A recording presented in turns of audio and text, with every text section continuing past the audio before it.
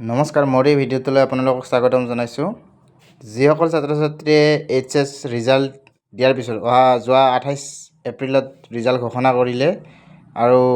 ৰিজাল্টৰ পিছত যিসকলে উত্তৰ বহীবিলাক ৰিচেক কৰিব বিচাৰে অৰ্থাৎ পুনৰীক্ষণ কৰিব বিচাৰে আপোনালোকে কেনেকৈ কৰিব এইটো ভিডিঅ'টোৰ জৰিয়তে চাই লওক ইয়াতে আপোনালোকে অনলাইন এপ্লিকেশ্যন কৰিব লাগিব এপ্লিকেশ্যনৰ লাষ্ট ডেট কিমান এপ্লিকেশ্যন ফিজ কিমান সকলো ভিডিঅ'টোৰ জৰিয়তে জানিব পাৰিব আপোনালোকে পুনৰীক্ষণ কেনেদৰে কৰিব 1 মে'ৰ পৰা এপ্লিকেশ্যন কৰা আৰম্ভ হৈছে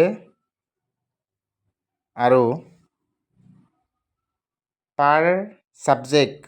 500 টকাকৈ লাগিব পুনৰীক্ষণৰ বাবে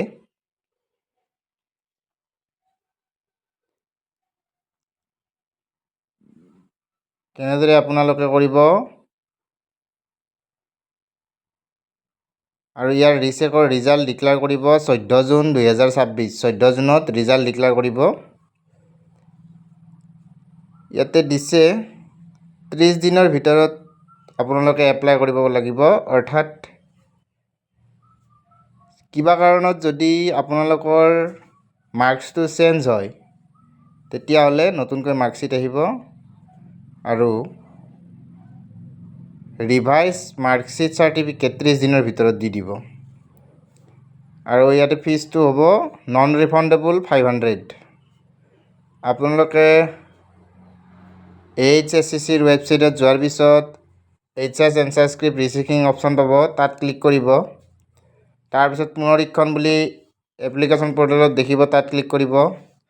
তাত ৰোল নম্বৰ আৰু ৰেজিষ্ট্ৰেশ্যন নাম্বাৰবিলাক মাৰাৰ পিছত লগইন কৰিব তাৰপিছত লগইন কৰাৰ পিছত আপোনালোকে এপ্লাই কৰিব পাৰিব লাষ্ট ডেট হৈছে 15 মে